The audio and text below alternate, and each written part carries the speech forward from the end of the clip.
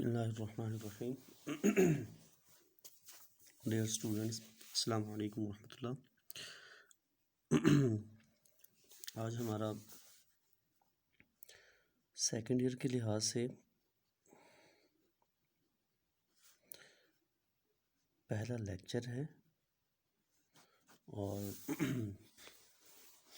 Girls को मैं 3.6 तो कंप्लीट करा चुका हूँ, लेकिन बॉयज़ 3.6 के 2 क्वेश्चंस रहते थे, तो मैंने उनको आप खुद से कर दीजिएगा अगर हो जाए आप लोगों से, और अगर ना हो तो इंशाल्लाह फिर मैं खुद करा दूंगा। लेकिन फ़िलहाल मैं कहता हूँ कि दोनों क्लासेस को एक साथ चलाऊँ, तो इसी वजह से हमारे पास चैप्टर नंबर 3 है इंटीग्रेशन के हवाले से, और ये सेकेंडरी क्लास है और इसकी एक्सरसाइज है 3.7 एक्सरसाइज। इसका पहला क्वेश्चन है, वैसे सारे के सारे क्वेश्चन एक जैसे हैं, तो आप लोगों ने जिस वो क्वेश्चंस करने हैं जो हमारे सिलेबस में हैं, स्मार्ट सिलेबस के अंदर। तो इसका पहला क्वेश्चन है, कहता है फाइंड द एरिया बिटवीन। हमने एरिया फाइंड करना है बिटवीन किसके, the x axis and the curve. कहता है जो एक्स एक्सिस और कर्व के दरमियान में जहाँ पर ये चीज़ है, ये इक्वेशन है, ये कर्व है, ये दे रखी है, फ्रॉम x1 टू x2, मतलब हमने एरिया फाइंड करना है x1 से x2 के दरमियान में। तो आया थोड़ा सा इसको हम ग्राफिकली देख लेते हैं। लेकिन ये हमारे पास ये एक होता है जिसे हम कहते हैं एक्स एक्सिस, और सेम हमारे पास ये जो होता है इसे हम कहते हैं वाई एक्सिस। इसके बारे में आप लोग जानते हैं, ये एक्स होता है पॉजिटिव, इस साइड पे एक्स आपके पास नेगेटिव होता है, टॉप की तरफ जो वाई होता है वो पॉजिटिव होता है, जबकि बॉटम की तरफ हमारे पास जो वाई होता है वो नेगेटिव है। ये दोनों जहाँ पर मिलते हैं ये आपके पास ओरिजिनल। तो हम कुछ पॉइंट्स बना लेते हैं, 1 2 3 4 एंड 5, 1 2 3 4 एंड 5। सेम इस साइड में भी, तो ये थोड़ा सा हम इनके पॉइंट बना लेते हैं। ये हमारे पास कुछ 5 पॉइंट्स आ गए हैं। अब देखें थोड़ा सा हम इसको देखते ये हैं कि हमारे पास ये जो इक्वेशन है ना, इक्वेशन, इसमें अगर यूँ देखा जाए कि मैं अगर x is equal to 0 put करता हूँ इसके अंदर, तो मेरे पास y जो है वो इक्वल आ जाएगा 0 + 1, तो मेरे पास y इज़ इक्वल टू आ जाएगा 1। अगर इन दोनों का पॉइंट देंगे तो हमारे पास 0 और 1 बनेगा। अगर 0 और 1 की बात करें, मतलब हमारे पास x की वैल्यू 0 है, तो x मतलब यहाँ सारे का सारा 0 है, और 1 जो है ये y की वैल्यू, तो हमारे पास ये पॉइंट बनता है, ये वाला पॉइंट दिखाई दे रहा है आपको।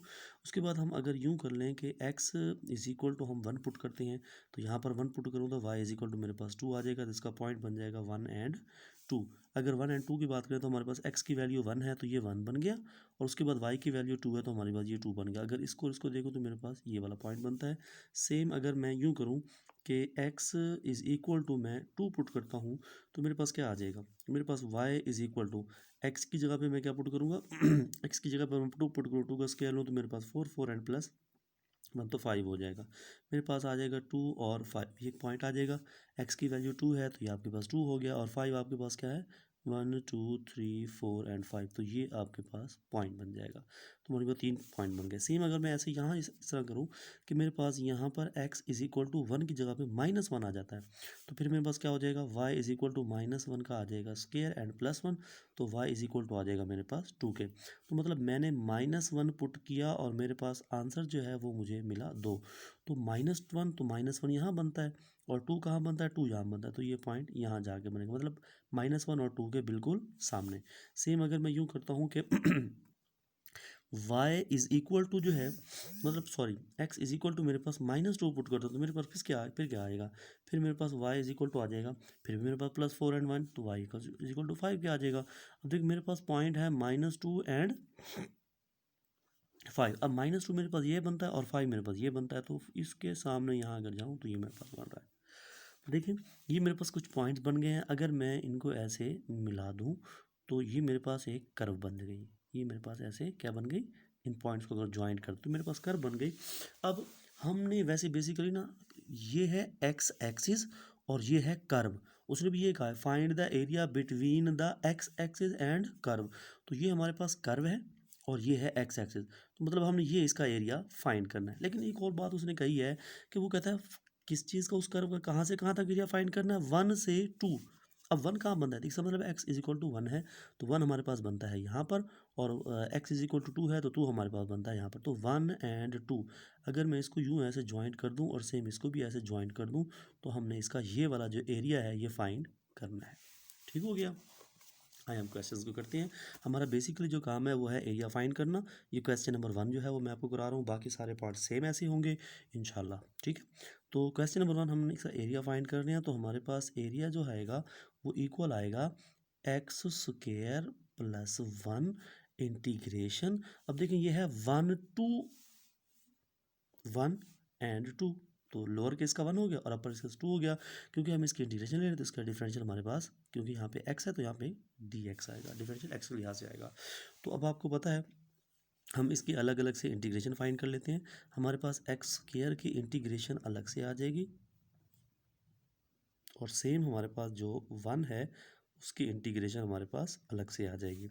अब देखें इस बेस को, देखें इसकी पावर है तो पावर का आगे डेरिवेटिव मौजूद है, इसलिए हम पावर रूल अप्लाई कर देंगे। इसकी पावर 2 थी, इसमें एक ऐड करेंगे तो हमारे पास हो जाएगा 3 और ओवर भी 3 आ जाएगा। फिर प्लस हमारे पास कितना आ जाएगा, हमारे पास आ जाएगा बल्कि थोड़ा सा एक और चीज़ भी देख लें कि इसकी कुछ अपर और लोअर केस भी था, तो यहाँ पे 2 और यहाँ पर 1 आ जाएगा। सेम हमारे पास 1 है, 1 का एक्स डिफरेंशियल जो है वो हम देखें, हम लास्ट टाइम डेरिवेटिव पढ़ा था कि अगर x का डेरिवेटिव लिया है तो 1 के इक्वल आता है, तो 1 का जो इंटीग्रेशन होगी फिर वो क्या होगी, फिर वो हमारे पास x होगी। तो हमारे पास आ जाएगा 2 एंड 1 और ये टर्म हम यहाँ पुट कर देते हैं। हमारे पास 1/3 बाहर आ जाएगा, हम कैलकुलेट करते हैं। इस x की जगह मैं 2 पुट करूँगा तो 2 की पावर मेरे पास 3, फिर माइनस का साइन और 1 x की जगह पुट करूँगा, इसकी पावर भी 3 आ जाएगा। फिर प्लस हमारे पास x की जगह पे आ जाएगा 2 एंड -1, क्योंकि हमने पहले अपर केस पुट करना होता है फिर लोअर केस पुट करना होता है। तो 1/3 बाहर आ जाएगा, 2 को 3 टाइम लिखूंगा तो मेरे पास 8 आ जाएगा, माइनस का 1 आ जाएगा, फिर प्लस 2 में से 1 को लेस करूँ तो मेरे पास 1 आ जाएगा। हम इसको आगे करते हैं।